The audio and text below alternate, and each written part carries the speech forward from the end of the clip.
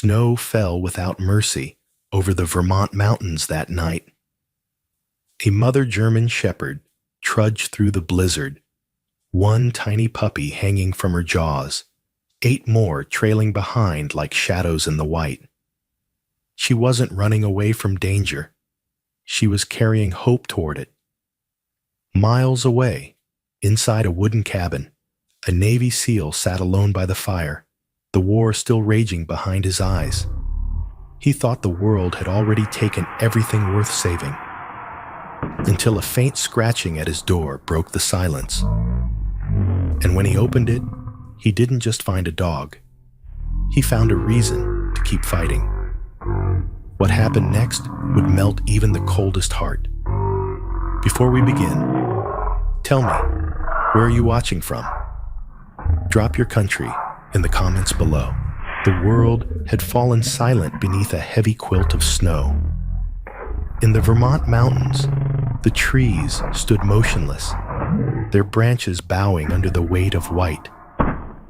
The storm had been raging for 3 days, turning the forest into a blurred memory of itself. Even sound seemed frozen in the air, waiting for the wind's permission to move again. Inside a small wooden cabin, a single lamp flickered against the storm's gray light. Ethan Cole sat by the hearth, shoulders hunched, staring into the fire as if it might give him answers.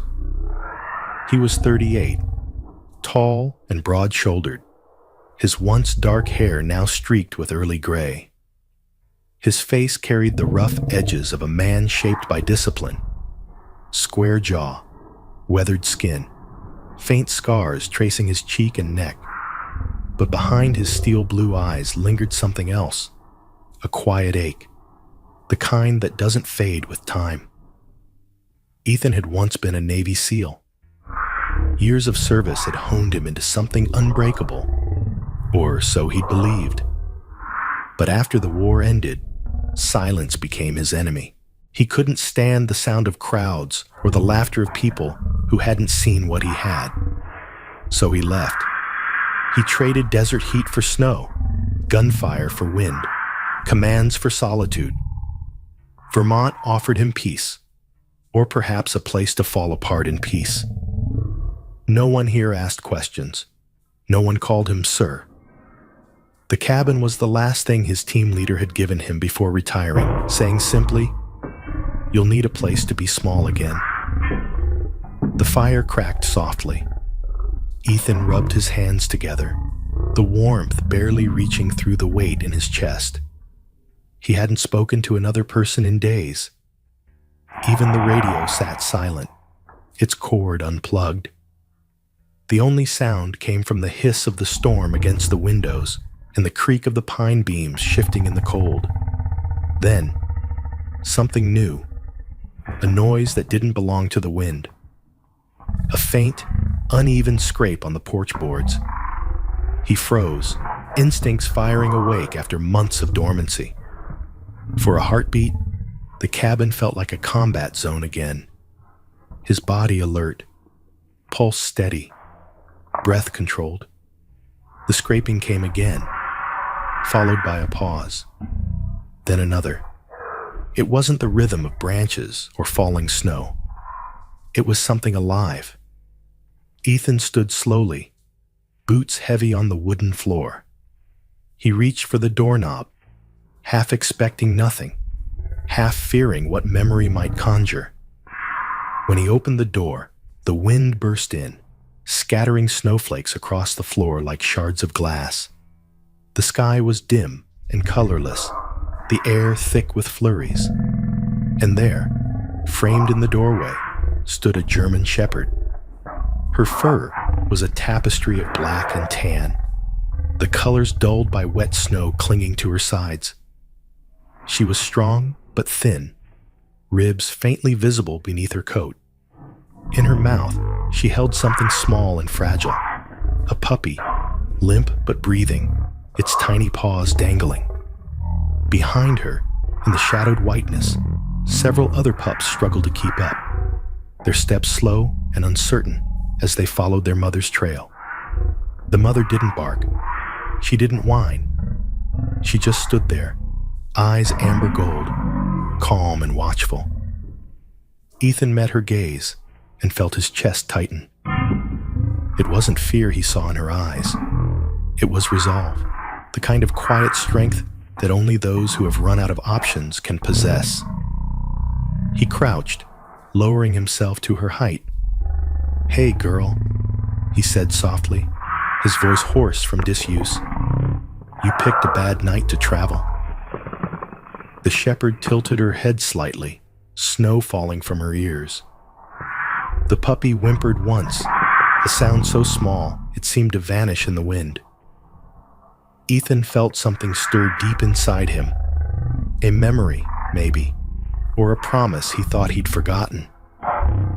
For a moment, he wasn't standing in a Vermont cabin anymore.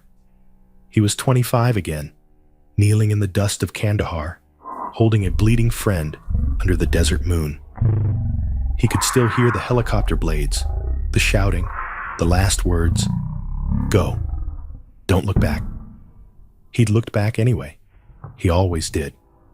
The storm brought him back to the present. The dog's eyes were still locked on his. She didn't beg. She waited.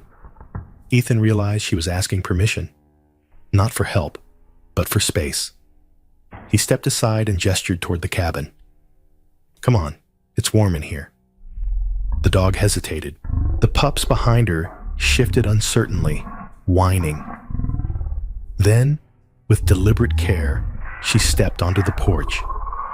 Her paws left dark prints in the snow, footprints in perfect pairs. She crossed the threshold, moved to the rug by the fire, and lowered her head. The puppy slipped gently from her mouth onto the floor, tiny and shivering but alive. The mother gave one quiet sniff, turned back toward the door, and disappeared into the storm again. Ethan stared after her, heart pounding. He stood motionless for several seconds, then grabbed a blanket from the chair and wrapped the small pup, placing it near the hearth. It was weak, but breathing. The warmth would help. He looked toward the door again. Minutes passed. Then she returned. Another puppy hung from her mouth, snow stuck to its fur like crystals. She stepped inside, placed it beside the first, and went back out. Again and again she came, each time slower, each trip a fight against exhaustion and the storm's weight. By the fourth trip, her legs trembled as she crossed the porch. By the sixth, her breath came in harsh clouds. Ethan found himself standing by the door, unable to look away. The rhythm of her movement, out into death, back into life, was something he understood too well. He whispered to himself, almost reverently, "You're a soldier too, aren't you?" Outside, the snow swirled harder, covering the prints she'd left behind. But the door stayed open, the fire burned steady, and the sound of her paws against the wood echoed like a heartbeat in the quiet cabin. She returned again and again. And Ethan, once a man who had shut the world out, simply waited, letting her come home one small life at a time. At last, she crossed the threshold once more, another tiny bundle hanging from her jaws. The wind followed her in, scattering flakes across the rug. She set the puppy down beside the others, then turned toward the door. Her eyes flicked toward Ethan, as if to ask for nothing but space and understanding. He took one step back and opened the door wider. The mother dog hesitated only for a moment, then walked past him into the storm again, disappearing into white. The firelight glowed behind her like a beacon, waiting. Ethan stood there in silence, the cold brushing his face, his hands trembling, but not from the chill. He felt something uncoil in his chest, something warm and fragile he hadn't felt since before the war. And when she returned once more, carrying another pup, he was ready. He stepped aside fully and said in a quiet, reverent voice, You know where the fire is?" The German Shepherd walked past him, her body brushing lightly against his leg as she entered. She laid the puppy down by the others, then turned again toward the storm. Ethan didn't move. He just watched.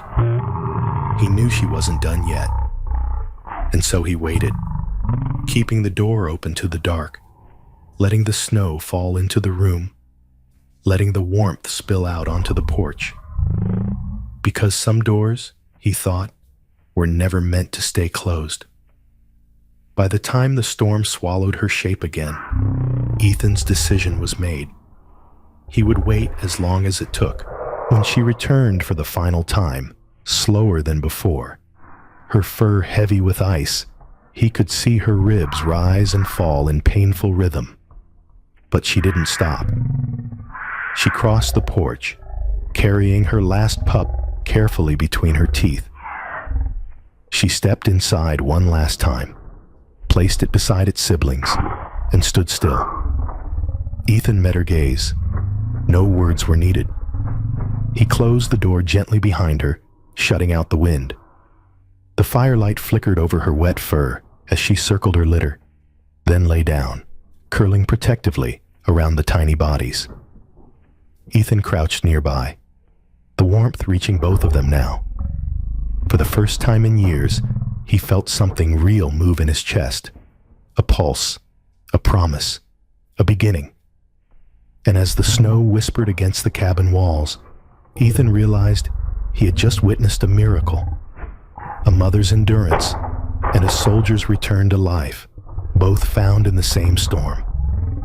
Morning came slowly, like a reluctant confession. The storm had quieted, leaving the forest wrapped in a soft silence that felt almost sacred. Pale light filtered through the frosted windows of the cabin, revealing the shape of life scattered across the rug. 8 tiny German Shepherd puppies curled into one trembling heap, their mother lying around them like a living wall. Steam rose faintly from their damp fur as the fire crackled, steady and strong. Ethan Cole hadn't slept. He sat on the floor beside the hearth, elbows resting on his knees, eyes locked on the scene before him. The firelight danced across his face, deepening the lines that years of service had carved into his skin. His beard, just a few days past trimmed, had caught bits of ash. The same calloused hands that once gripped rifles and ropes now fumbled clumsily with an old wool blanket. He tore it into smaller pieces, folding each into makeshift bedding for the pups. They shifted weakly, finding comfort in the warmth, tiny paws twitching in dreams. Each time the mother stirred, she lifted her head toward him, alert but calm. He had learned something in the night. That trust didn't arrive all at once. It crept in, like heat slowly reaching the corners of a cold room. Her eyes no longer guarded, but watchful, as if she'd decided that whatever he wasn't danger. Ethan leaned back, rubbing his sore shoulder. The scar there ached whenever the weather turned cold, a memory stitched into his flesh from a night in Mosul. His team had been ambushed. A friend named Parker hadn't made it out. Ethan carried that loss the way he carried the cold, quietly, every day, never speaking of it. Maybe that was why he couldn't bring himself to turn the mother dog away. She too carried what she loved through the storm. By mid-morning, hunger broke the peace. The pups began to stir and whine softly, their cries thin but insistent. The mother rose slowly, stretching her lean frame, her fur still matted from the storm. Ethan reached for the cupboard, remembering the canned soup and the half bag of powdered milk he'd stored for emergencies. It wasn't much, but it would have to do. He filled a pot with water from the kettle, stirring the milk until it frothed faintly. The smell of warmth spread through the cabin. The mother tilted her head, nose twitching. Ethan poured the mixture into a shallow bowl, setting it on the floor near her. "For you," he said softly. She hesitated, sniffed once, and then lapped at the milk, slow and steady. He exhaled a breath he hadn't realized he was holding. Watching her eat felt strangely intimate, like witnessing survival stripped to its simplest form. The radio on the shelf crackled suddenly, startling him. He hadn't touched it since the storm began. Static filled the air, followed by the soft hum of a familiar voice. It was Eleanor Brooks. "Ethan, dear, I'm just checking in," she said, her tone gentle but firm. "The roads are still bad, but I left something by your porch early this morning. You'll find it by the step. Don't let it freeze." He looked toward the door, confused.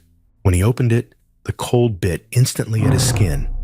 But there it was, a woven basket resting against the porch rail, half buried in snow. Inside lay a loaf of bread, a jar of soup, and a folded note wrapped in plastic. He carried it inside, brushed off the snow, and unfolded the paper. The handwriting was neat, the ink faintly smudged by moisture. "Some guests aren't sent for saving, Ethan. Some are sent to teach us how to love again." He stared at the words for a long time. Then he glanced toward the fire, toward the mother dog now curled protectively around her pups. Something inside him stirred, not quite sorrow, not yet peace. Something between. By afternoon, the cabin smelled of melted snow, wood smoke, and life. Ethan found himself talking softly as he moved about, not to any human ear, but to her. "You've done good, girl," he murmured as he laid fresh logs on the fire. "Storm like that? You must have been out there for days." She lifted her head, ears twitching, amber eyes bright against the dim room. There was an intelligence in that gaze, something almost human. When one of the puppies squeaked, she turned back immediately, nudging it closer with her nose, a gesture so tender Ethan had to look away. Outside, the storm clouds broke apart, revealing streaks of pale blue sky. The light shifted across the cabin floor, catching dust motes and flakes of ash in its path. The piece felt fragile, like glass, beautiful, but one wrong move could shatter it. That evening, Eleanor's old pickup truck appeared at the edge of the woods.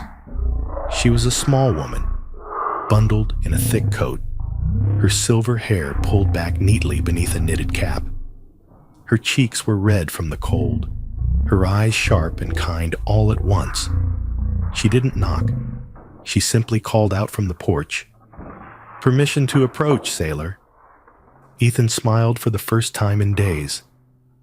"You're cleared for entry, ma'am." Eleanor stepped in, stamping the snow from her boots. "Well," she said softly when she saw the family by the fire, "seems you've got yourself company." "Found them last night?" Ethan replied, scratching his beard. "Or maybe they found me." Eleanor knelt slowly beside the dogs, her joints stiff, but her movements careful. "She's beautiful," she whispered, reaching out, but stopping short of touching. "Look at her eyes. She's not afraid of you." "No," Ethan said quietly. "Not anymore." Eleanor stood and looked around the cabin, her gaze landing on the blanket-covered floor, the bowls, the fresh firewood. "You've done well. You always did have a soft spot under that uniform." He shook his head. "Soft isn't the word I'd use." "Then maybe it's the word you needed to remember," she replied, giving him a faint smile. "Don't forget to feed yourself too. You can't pour from an empty cup." She left not long after, her footprints vanishing quickly under the falling snow. Ethan stood at the window, watching her truck disappear into the trees. He thought about her words, about cups and emptiness, and realized for the first time how long he'd been running on nothing. The fire popped, breaking his thoughts. The mother dog shifted, curling tighter around her pups. The smallest one squeaked in its sleep, then nestled closer to her warmth. The sight was enough to pull a small, quiet smile to his lips. He moved to the window seat, pulling the old wool blanket over his shoulders. Outside, the snow began to fall again. Not fierce this time, but soft, like forgiveness. The forest breathed beneath it, slow and calm. Ethan leaned his head against the wooden frame, his eyes tracing the shapes of the pines through the frost. For years, he had lived in a world that demanded hardness, but now, surrounded by the sound of breathing, crackling fire, and the steady rhythm of survival, he felt something thaw inside him. He watched the flames flicker and thought about Eleanor's note. Maybe she was right. Maybe some guests came not to be saved, but to save what was left in others. The puppies slept. The mother rested. The fire burned on. And for the first time in a very long time, Ethan's heart wasn't cold anymore. The morning came pale and windless, the kind of quiet that follows a storm and feels almost dishonest. The forest outside Ethan's cabin glistened under a thin crust of ice, each pine branch glittering faintly like glass. The snow had stopped sometime before dawn, leaving a thin mist coiling along the valley below. Ethan stood at the window with a cup of coffee gone cold in his hand, watching the smoke from his chimney twist upward into the gray. Inside, the fire burned low, but its warmth lingered. The German Shepherd mother slept near it, her head resting on her paws, the curve of her body enclosing 8 small shapes breathing softly. Ethan moved quietly around them, the creak of his boots muffled by the rug. There was a peace here, fragile but real, a rhythm of breath and warmth that made him hesitate to disturb it. Yet the same thought kept gnawing at him. Where had she come from? He couldn't stop picturing her walking through that storm, the snow clinging to her fur, the pups trailing behind like shadows. It didn't feel accidental. It felt like purpose. When the firewood ran low, he shrugged on his coat and stepped outside. The cold bit instantly at his face, sharp and clean. His breath fogged the air as he followed the faint trail of paw prints leading down the hill behind the cabin. Each step sank deep into the snow, the ground uneven beneath the new crust. The forest had a muted kind of beauty after the storm. No birds, no movement, only the whisper of melting ice. As the slope descended, the prints deepened, becoming irregular. He found broken branches, bits of fur snagged on bark, and the faintest trace of blood, probably from her paws. The trail led him toward the river that wound through the valley, half frozen, its edges rimmed with jagged shards of ice. When he reached the bank, his breath caught. Near the water's edge, buried beneath fallen branches, he found what looked like the remnants of a den. An old hollow between 2 roots, its entrance packed with mud and snow. The place was ruined now, half submerged in ice. The river had risen during the storm, swallowing part of the bank. A small piece of fabric, maybe an old tarp, clung to a branch nearby, torn and stiff with frost. Ethan crouched, brushing the snow aside with his glove. Inside the hollow, he found scattered fur, paw marks, and the faint, unmistakable smell of life once lived there. He exhaled slowly, realizing what it meant. She moved them to survive. The storm hadn't just been a danger. It had been a deadline. He stood there for a long moment, staring at the dark water swirling below the ice. The sound of it reminded him of something else, a different river, a different storm. He saw flashes of brown floodwater under a foreign sun, the roar of wind, and the cry of men trapped beneath debris. Iraq, spring of 2012. His unit had been pinned near a bridge collapse after days of rain. He remembered jumping into that current, rope tied to his waist, pulling a teammate to safety while shouting orders that barely cut through the noise. The man had lived, but the next one hadn't. Parker. The current had taken him before Ethan could reach him. Now, standing by this quiet Vermont river, the memory clawed its way up through the years like something half buried. He clenched his jaw and looked away. The shepherd had done what he couldn't, saved everyone she loved from the flood. For the first time, the line between man and animal, soldier and survivor, blurred completely. A voice behind him broke the silence. "You always find the hard places to stand, don't you?" Ethan turned. Eleanor Brooks was trudging down the path, her small frame wrapped in a thick wool coat and scarf. Her gray hair peeked out from beneath a knitted cap, and she leaned on a wooden walking stick. Her cheeks were pink from the cold, but her eyes, light hazel, sharp as ever, carried a calm that could silence noise. "Didn't expect to see you this far out," Ethan said. "I figured you'd come looking for where she came from," she replied, nodding toward the river. "You've always been like that, needing to know the beginning of every story." Ethan managed a faint smile. Old habits. "I guess I can't leave a mystery unsolved." Eleanor joined him by the water, looking at the ruined den. "Poor thing," she murmured.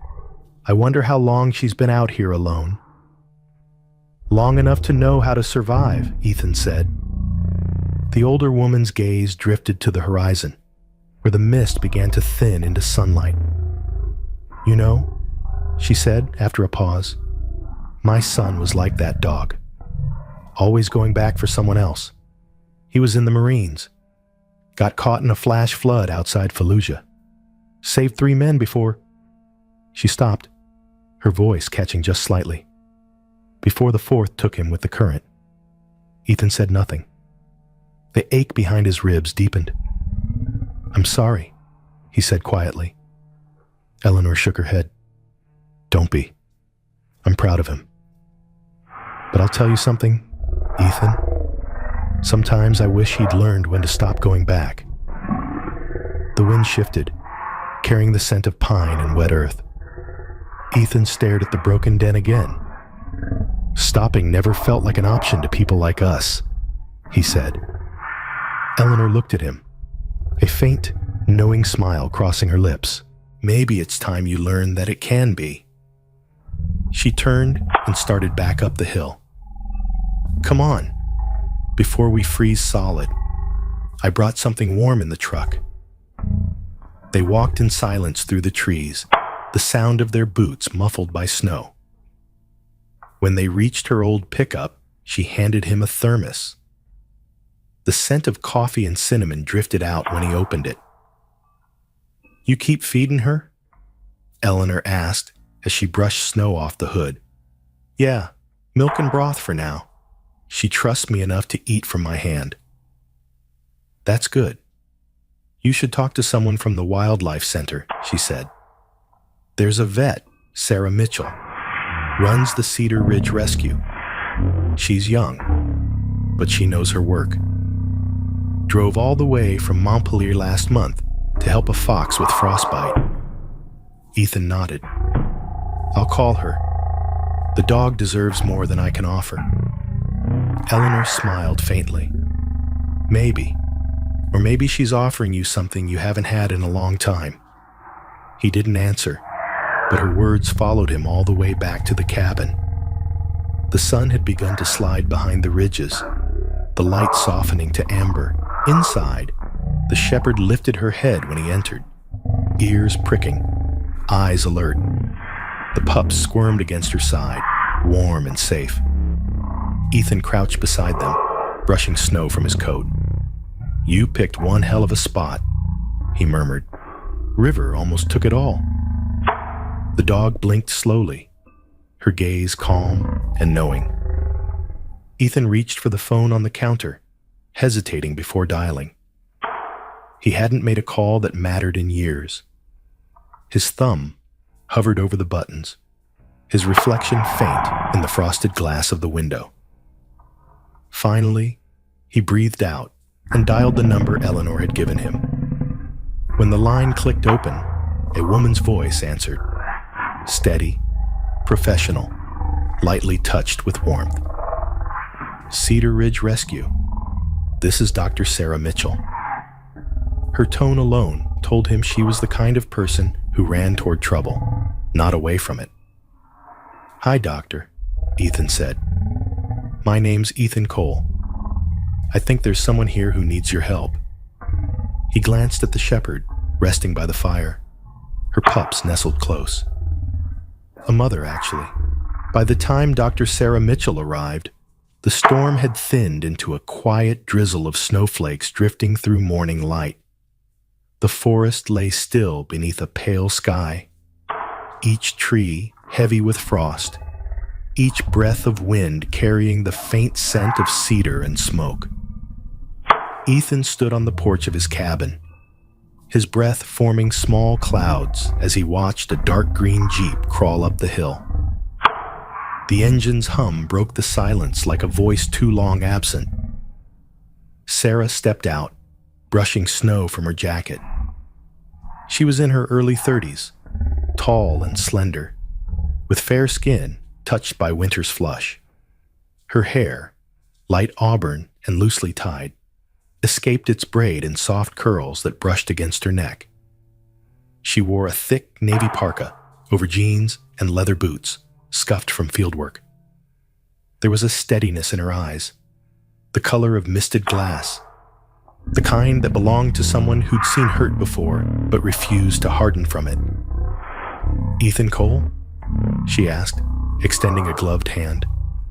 He nodded. "You're the vet." "Dr. Sarah Mitchell," she confirmed, shaking his hand. Her grip was firm but warm. "You sounded calm on the phone.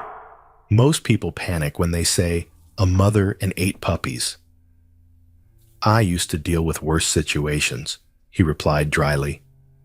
"I guessed that from your tone," she said, smiling faintly. "You've got that ex-military stillness about you." Ethan didn't answer. He motioned toward the cabin. They're inside, by the fire. Sarah stepped in and knelt beside the shepherd without hesitation. The mother lifted her head, ears twitching, eyes wary, but not fearful. Sarah spoke softly, her tone low and even. "Hey, beautiful. You did good." She reached out her hand, letting the dog sniff first, before gently stroking the fur between her ears.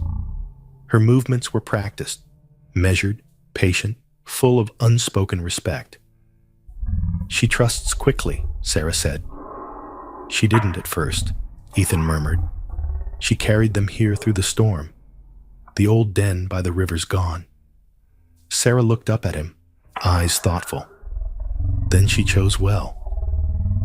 For the next hour, they worked together without many words.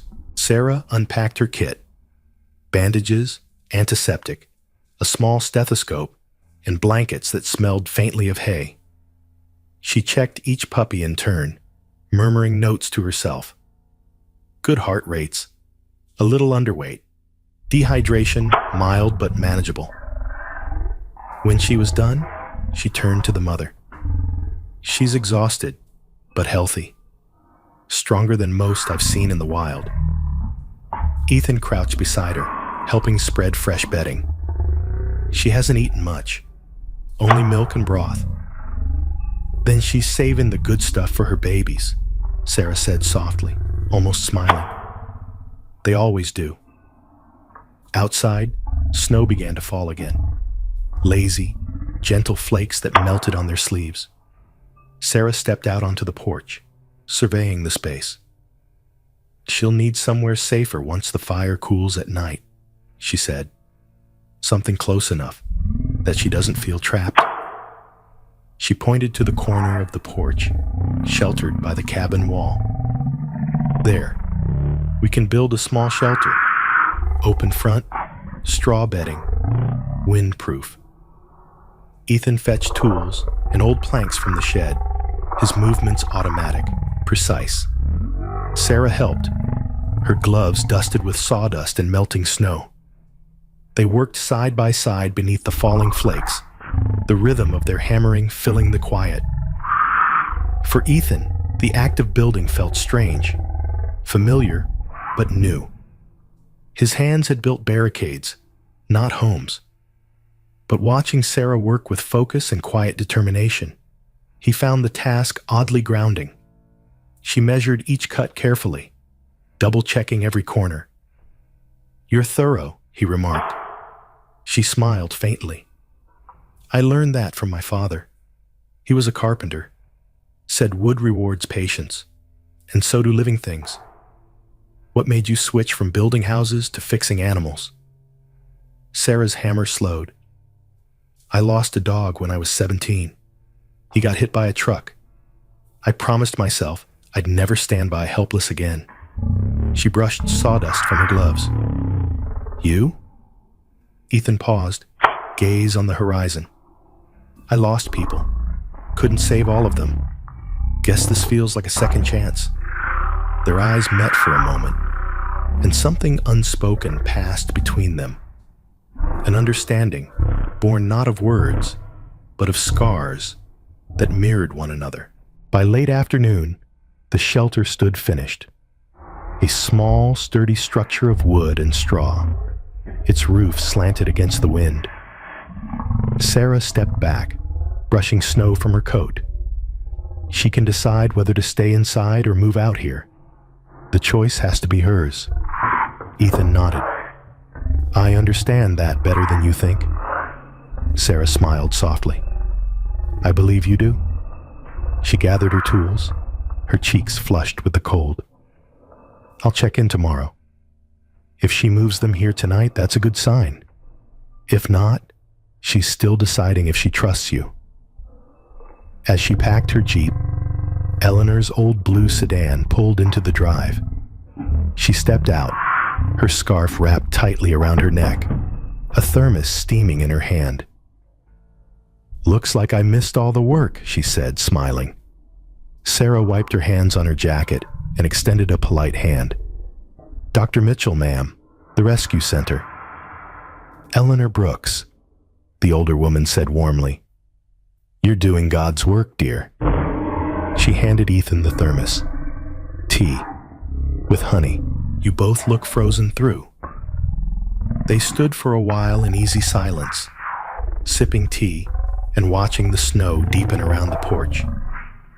Then Eleanor looked toward the shepherd, visible through the cabin window. "If she decides to stay," she said quietly, "give her a name, Ethan. Something that means gratitude." He didn't answer, but her words lingered as Sarah said her goodbyes and drove off into the dusk. The sound of the Jeep faded into the distance, leaving only the crackle of fire and the whisper of snow against the glass.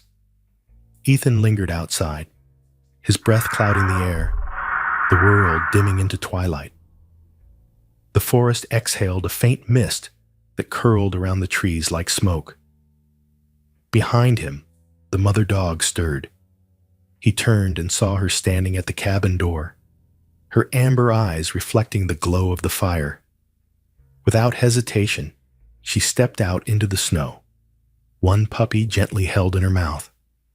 She crossed the porch to the new shelter, slipped inside, and placed the pup onto the straw.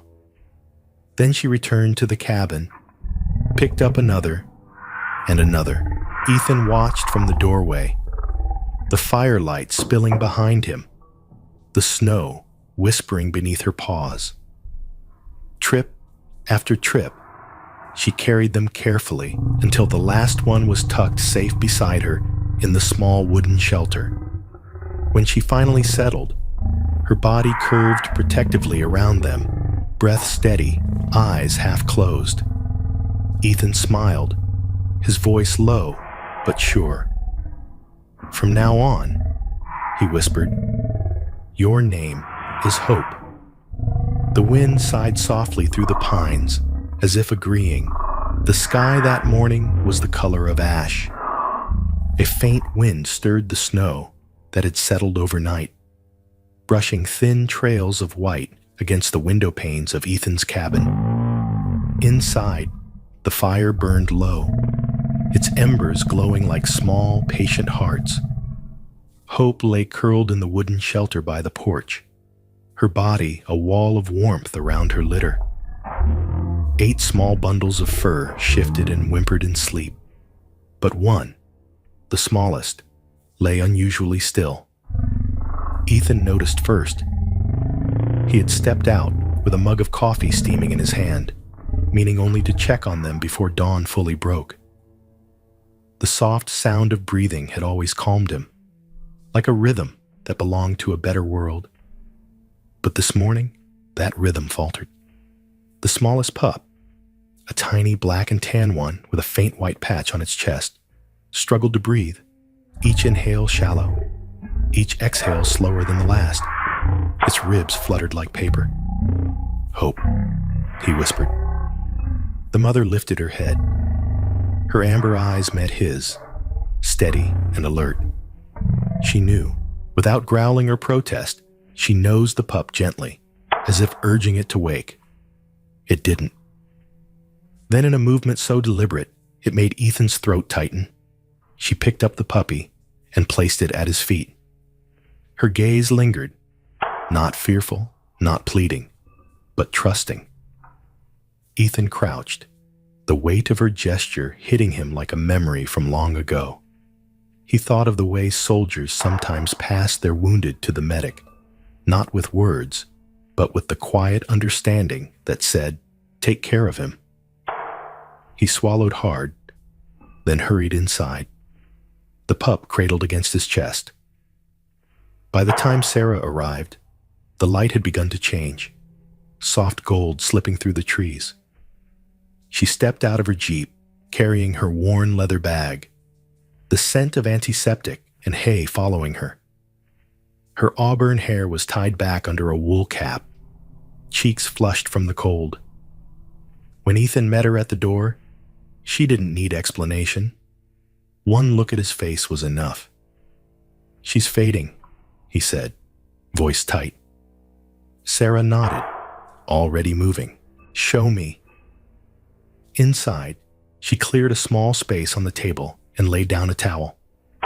Her movements were precise but gentle, every action shaped by both experience and empathy. She checked the pup's heartbeat with a stethoscope, her brow furrowing. Weak, but still there. Cold, though. We need to warm her fast. Ethan brought blankets and the old heating pad he'd used on his shoulder injury. Sarah wrapped the tiny body in layers of flannel, rubbing small circles along its chest. "You have any milk left?" He nodded, pouring the last of the formula they'd made days ago. Sarah filled a small syringe and pressed it to the pup's mouth. "Come on, sweetheart," she murmured. "You've made it through worse than this." Hope watched from the doorway, head low, eyes following every movement. Her posture was tense but not hostile, more like a parent waiting outside an operating room. When Ethan reached toward her, she didn't flinch.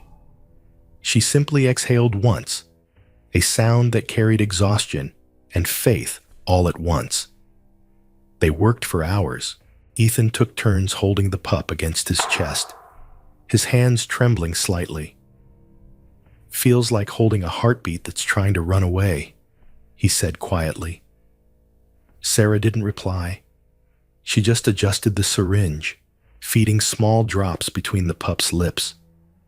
At one point, the fire sputtered. Ethan got up to add more wood. Sarah looked around the cabin, the framed photograph of a Navy unit on the mantel, the folded American flag in a glass box.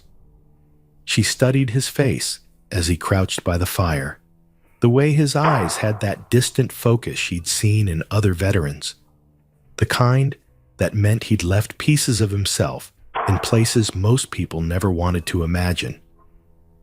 "You've done this before, haven't you?" she asked softly. He gave a faint smile without turning. "Not like this, but yeah, different kind of rescue. Same feeling, same helplessness." Sarah nodded. "The difference is, this time, you can stay." He looked at her then, a brief, unguarded look, and she saw the truth of it. As night fell, snow began again, soft and endless. The cabin glowed in the darkness like a small lantern in an ocean of white. Hope stayed close to the doorway, sometimes pacing, sometimes lying down, but never truly resting. Ethan and Sarah alternated shifts, warming milk, checking the pup's pulse, whispering small encouragements neither could explain. Sometime after midnight, the tiny dog began to stir. Its breathing deepened, uneven but stronger. A weak sound, more sigh than bark, escaped its throat. Sarah smiled, her eyes tired but bright. "She's fighting." Ethan let out a slow breath, as if he'd been holding it for hours. "So was I," he said quietly. They stayed that way until the first streaks of dawn stretched across the snow. Light spilled through the window, painting the cabin gold.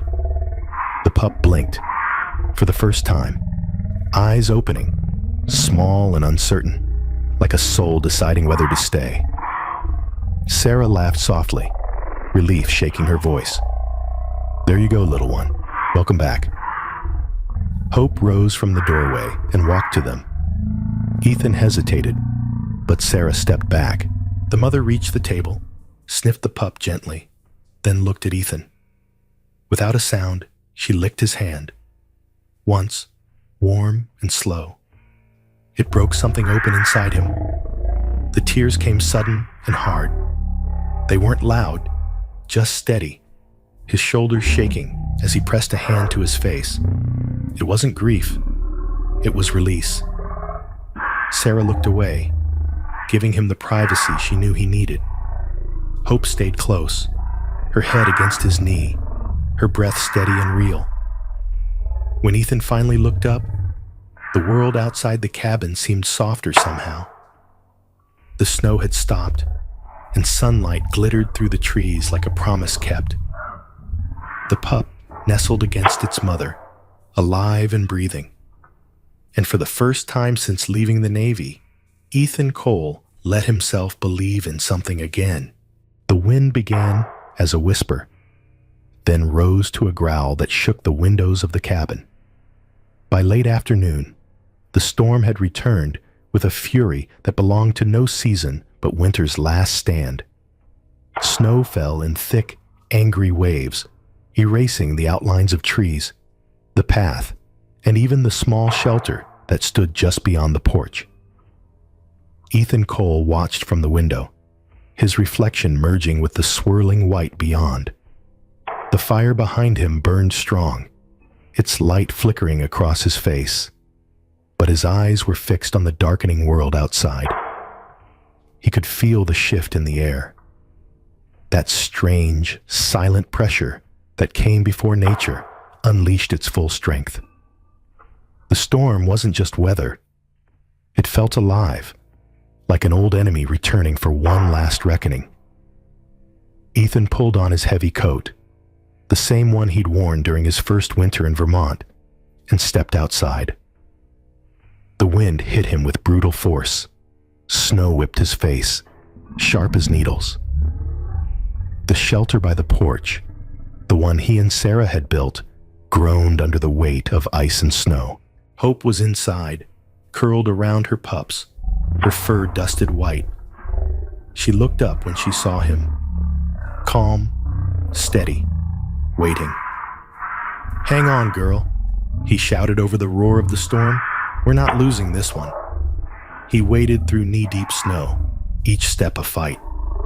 The boards of the shelter creaked, and then, with a sound like splintering bones, one side gave way. Ethan lunged forward just in time, pulling the tarp and straw back as the roof collapsed inward. Hope barked once, sharp, commanding, and stood her ground. She didn't flee. She stayed, pressing herself between the falling boards and her puppies until Ethan reached her. "Not today," he muttered, lifting the broken planks aside. His gloves froze stiff as he scooped the pups, one by one, into his jacket. Hope followed close, her body pressed against his leg as they fought their way back to the cabin. By the time he pushed the door open, both man and dog were coated in ice. Inside, warmth hit them like mercy. Ethan laid the pups by the hearth, rubbing them dry with a towel. Hope shook herself free of snow, sending a spray of melted ice across the wooden floor. Her breathing was heavy but even. She looked toward the door again, as if expecting the storm to follow them in. Ethan shut it tight and bolted it. The sound of the wind battering the walls filled the small space. Outside, the forest howled, but within those walls, life clung to its fragile rhythm. He sank into the chair near the fire, Hope at his feet. The cabin flickered between light and shadow, the storm's voice roaring against the roof. It felt like being back on the battlefield. The thunder, the pressure, the sense that everything depended on endurance. Only this time, there was no mission, no command, no radio call, only instinct. Hope rose, pacing toward the door. Her ears twitched with every crash of wind. She planted herself before the wooden frame, her stance tall and still, a silent sentinel. Ethan watched her, the firelight tracing the muscles along her back, the tension in her body, the strength in her stillness. He had seen men do the same, stand guard through the night so others could sleep. It hit him then how alike they were, soldier and mother, both bound by the same unspoken duty, to protect, no matter the cost. "Stand down," he said softly. But Hope didn't move. She stayed where she was, her gaze fixed on the storm as if daring it to come closer. Across the road, in her own small farmhouse, Eleanor Brooks sat by a window lit by candlelight. The power had gone out hours ago, leaving her world painted in flickering gold. On the table beside her stood a framed photograph. A young Marine with a crooked grin, his uniform pressed, his eyes bright. Her son. She traced a finger across the glass, her lips moving silently in prayer. "Watch over them, Daniel," she whispered. "There's another mother, fighting her storm tonight." She smiled faintly, the kind that carries both grief and grace, and leaned back, watching the snow beat against her window. Outside, the night raged on, but inside her heart, there was peace. Because she believed no battle of love was ever fought alone. Back at the cabin, Ethan added wood to the fire. The pups were asleep again, piled together in a tangle of warmth and tiny heartbeats. Hope remained by the door, her fur shimmering faintly in the firelight. Her eyes glowed amber, wild, alert, alive. The storm thundered around them, rattling the walls, but Ethan knew she wouldn't leave her post. He stood and crossed to her, placing a hand on her back. "It's okay," he said. "You've done enough." Hope turned her head slightly, her muzzle brushing his wrist. She didn't move away. Ethan left his hand there, feeling the steady rhythm of her breath, the same rhythm that had carried her through the blizzard, through hunger and exhaustion, through fear itself. The hours crawled by, the wind screamed, the fire hissed. At some point, Ethan must have dozed in the chair, because when his eyes opened, The room was pale with dawn. The storm had passed. The wind was gone. He stood slowly, every joint aching, and walked to the window. The world outside was transformed. The snow no longer furious, but soft and endless, gleaming beneath the morning sun. The trees sparkled like glass sculptures, their branches heavy but unbroken. The air felt new, rinsed clean by survival. Turning back to the fire, Ethan saw them. Hope and her litter, nestled together on the rug. She had finally left the door. Her body was half curved around the pups, half leaning against his leg, where he'd fallen asleep beside the hearth. He reached out, resting his hand lightly on her shoulder. "Looks like we made it," he whispered. Hope stirred, lifted her head, and pressed her muzzle against his chest. The warmth of her touch was quiet, honest, and unguarded. The kind of gratitude words could never capture. Ethan closed his eyes, the sound of the fire soft in his ears, the weight of peace settling where war had once lived. Outside, sunlight poured across the snow, glinting like small fragments of hope scattered across the land. And for the first time in his memory, Ethan felt no need to brace himself against what came next. Hope and her pups slept soundly against him, and the soldier finally allowed himself to rest. By early March, the world outside Ethan's cabin began to thaw. The snow that had buried Vermont's forest for months was pulling back into the earth, leaving behind patches of dark soil and the first whispers of green. The air smelled different now, softer, almost sweet, touched by the promise of new life. The river that had once nearly taken Hope's den now ran clear and steady, reflecting the sunlight like a blade of glass. On the porch, Ethan sat with his coffee, watching chaos unfold in the most beautiful form imaginable. The puppies, now 10 weeks old, tumbled over one another in wild play. Their legs were too long for their bodies, their ears too big for their heads, and their sense of balance non-existent. The largest male tried to drag a stick twice his size across the yard. The smallest female barked at her own reflection in a puddle. Their fur gleamed black and gold beneath the sun, and their laughter, for it sounded like laughter to Ethan, filled the space that had once known only silence. Hope lay nearby, stretched across the porch, with her head resting on her paws, eyes half closed but watchful. She was stronger now, her fur thick and glossy again, her body lean and confident. Every so often, she lifted her head to nudge a pup that wandered too close to the steps, or barked softly to call them back when they strayed too far. Ethan smiled at the sight. She had become the heart of this place, as if the cabin, the woods, and even the wind itself revolved quietly around her. Sarah arrived just before noon. Her green Jeep rolled up the dirt road, kicking up small clouds of mud instead of snow this time. She stepped out with a box of supplies in one arm and a grin that carried spring's warmth. Her auburn hair shimmered in the sunlight, loosely tied back. Her cheeks flushed pink from the drive. She wore a forest green jacket with rolled sleeves, jeans tucked into scuffed boots, and sunglasses that did little to hide the kindness in her expression. "Looks like the rescue operation was a success," she said, smiling as she stepped onto the porch. Ethan leaned against the railing. "You tell me, Doc. You're the professional." Sarah crouched beside the puppies, who immediately swarmed her boots, tails wagging furiously. "Healthy," she murmured, checking them one by one. "Curious, mischievous, exactly how they should be."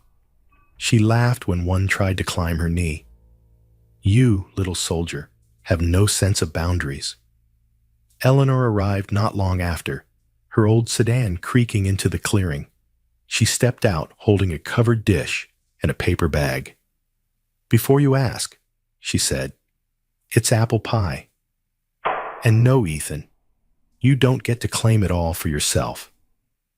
She was wrapped in a soft gray sweater and wore her hair pinned neatly at the back. The lines on her face seemed gentler now, her steps steadier.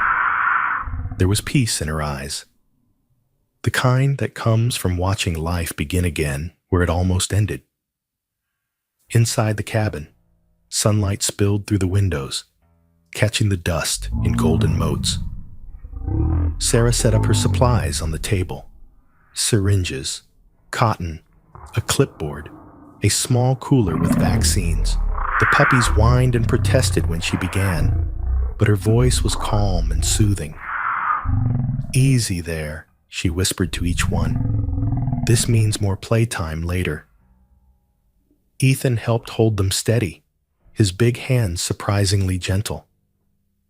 Sarah noticed the way his touch had changed. Not the rigid carefulness of a man afraid to break something fragile, but the ease of someone who finally trusted his own strength again.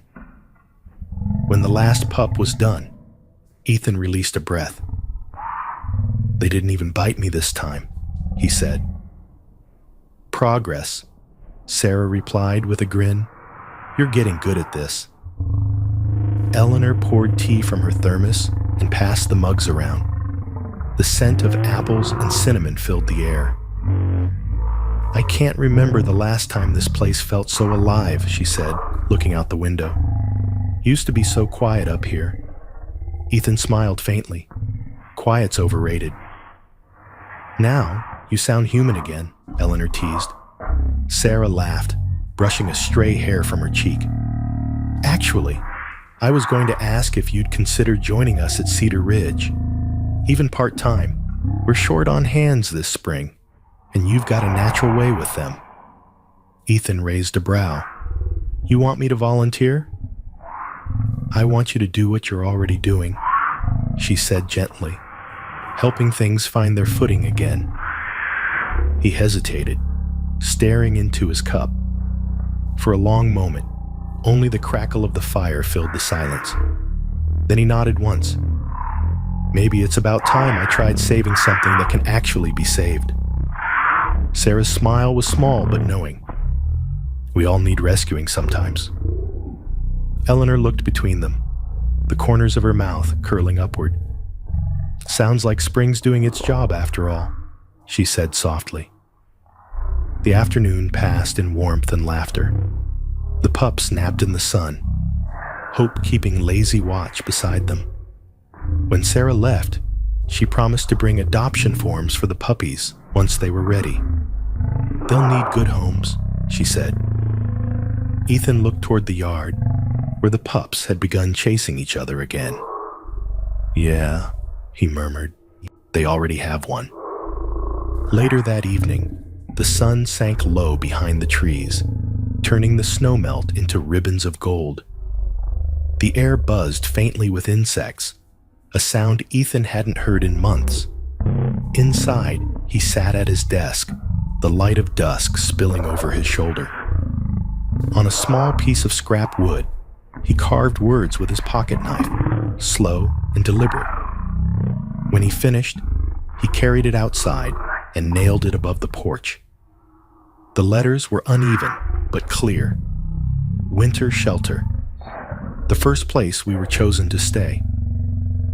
Hope rested on the porch steps, her fur catching the last of the sunlight. The puppies tumbled beside her, their tiny bodies glowing in the amber light. Ethan sat down next to her, the smell of pine and wood smoke filling the air. "Not bad, huh?" he said quietly. Hope lifted her head, brushed her muzzle against his arm, and sighed, a deep, contented sound. For the first time since he could remember, Ethan didn't feel like a visitor in his own life. The cabin wasn't a hiding place anymore. It was home. The first snow of the new year came quietly, like an old friend returning without a word. It fell in soft, delicate flakes that seemed to remember where they had landed before. On the railings, the cabin roof, the pine branches that had grown a little taller since last winter. The mountains of Vermont were hushed again, though this time not in loneliness, but in peace. Ethan Cole stood by the window, buttoning the jacket of his Navy working uniform, the same green-gray-blue camouflage that had once carried him through war-torn cities and broken skies. He hadn't worn it in nearly a year. The fabric felt heavier now, not because of the memories it held, but because it reminded him how far he'd come from the man who once hid inside this cabin. His reflection in the glass caught him off guard. The short, dark hair streaked with gray, the light-trimmed beard, and the calm, steady eyes that no longer ran from what they'd seen. Behind him, the cabin glowed with life. The shelves were lined with framed photographs, not of soldiers or medals, but of 8 small German Shepherd puppies with new families, each picture marked with a handwritten note. One read, "She's training to be a therapy dog." Another, "He sleeps with my son every night." Hope's pups had all found homes, all except her. She still lived here, as she had since that first winter night. Now 6 years old, Hope carried herself with the grace of a creature who had endured and triumphed. Her black and tan coat gleamed in the soft light, the scar along her flank now barely visible beneath the thick fur.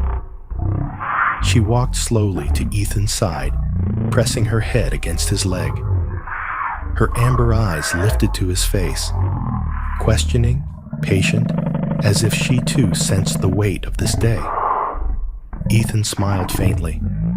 "You remember, don't you?" he said, his voice low. "This is where it all started." Outside, the porch waited, the same old boards that had groaned beneath his boots that night when Hope appeared from the storm, a pup hanging from her jaws. He opened the door, and a gust of cold air swept in. Hope hesitated, glancing up at him once more, then stepped forward, her paws sinking into the fresh layer of snow. Ethan followed, his boots pressing deep beside hers. Their tracks formed 2 lines that ran side by side toward the edge of the porch. The morning light was pale gold. The forest beyond shimmered under a thin veil of frost. Hope stopped halfway down the steps and looked back, her ears pricking up. For a heartbeat, Ethan saw her as she had been that first night, trembling but unbroken, desperate yet brave. Now she was different, steady, sure, belonging. He stood quietly, his breath visible in the air, and realized that the silence no longer hurt. It was the same kind of silence soldiers feel after the last explosion fades, the one that tells them they've lived long enough to hear it. The sound of a car broke through the stillness. A familiar green Jeep pulled into the clearing, followed by an old gray sedan. Sarah stepped out first, her auburn hair hidden under a cream knit hat, her long coat dusted with snowflakes. She waved when she saw him. "You wore it," she called, smiling. Ethan laughed softly. "Didn't think I'd ever put this thing on again." Sarah walked up the porch, brushing snow from her gloves. She looked at him with that same quiet understanding she always carried, the kind that came from seeing pain and choosing not to look away from it. "Sometimes," she said, "we wear old uniforms just to remind ourselves how far we've walked without them." Behind her, Eleanor Brooks climbed the porch steps more slowly, holding onto the railing with her mittened hand. Her hair was fully white now, tucked beneath a wool cap, but her eyes still had the sparkle of someone who believed in small miracles. She handed Ethan a pie tin wrapped in foil. "Apple again," she said with a grin. "Tradition, right?" Ethan accepted it with a warm chuckle. Wouldn't be a proper visit without it. They all stood together for a moment, watching Hope pad across the snow. The dog turned back toward the cabin, her paws leaving a perfect trail beside Ethan's boot prints. Eleanor's gaze softened. "You know," she murmured, "not everyone who leaves the battlefield ever finds peace again." She turned toward him, her voice gentle. "But you did, Ethan, and you found it right here, on your own porch." For a long time, no one spoke. The snow fell lightly, catching on their coats and hair. The firelight from inside the cabin glowed through the open door, casting warmth across the threshold. Sarah stepped closer, her voice barely above a whisper. "What will you do now?" Ethan looked toward the mountains, their peaks bright against the morning sky. "Keep building," he said simply. "Maybe not walls or fences, but lives." He smiled down at Hope, who had come to stand beside him again. "She taught me that home isn't something you hide in, it's something you share." Eleanor nodded approvingly, spoken like a man who finally belongs somewhere. Hope leaned her head against his knee. Ethan crouched, his hand brushing over her fur. The snow continued to fall, slow and soundless, like the final words of a prayer. Behind them, the cabin stood steady and bright, its porch creaking softly under their weight, a witness to everything that had begun and ended there. The wind carried the faint scent of wood smoke and apple pie. Sarah laughed as one of the falling snowflakes landed on Hope's nose, making her sneeze. Ethan's laughter joined hers, low and unguarded. The warmth spilling from the cabin door framed them in soft amber light. 3 humans and 1 dog, bound not by survival anymore, but by something quieter, stronger, belonging. Ethan reached for the door handle, but paused. The fire's glow flickered against the snow. He looked down at Hope one last time before stepping inside. "Come on, girl," he said softly. "Let's go home." The porch creaked as they turned. Snow fell behind them, covering their footprints, but the memory of them, side by side, would remain. Sometimes, God's greatest miracles don't arrive with thunder or angels. They come quietly, in the form of a second chance, a loyal friend, or a warm light waiting behind a cabin door. Ethan thought his story had ended on a battlefield, but grace found him in the snow, through a creature who only wanted to love and be loved in return. Hope was more than a dog. She was a reminder that heaven often whispers through the smallest acts of compassion. And maybe that's the lesson for all of us. The miracle you're praying for might not look like a rescue. It might look like the courage to open your door again, to forgive yourself, or to offer kindness to someone who's been left out in the cold. If this story touched your heart, share it with someone who believes that faith still lives in ordinary days. Leave a comment about the blessings you've witnessed in your own life, and subscribe for more stories that remind us we are never too lost to be found again. May God bless you, keep you warm in your winters, and fill your home with the quiet, steady light of hope.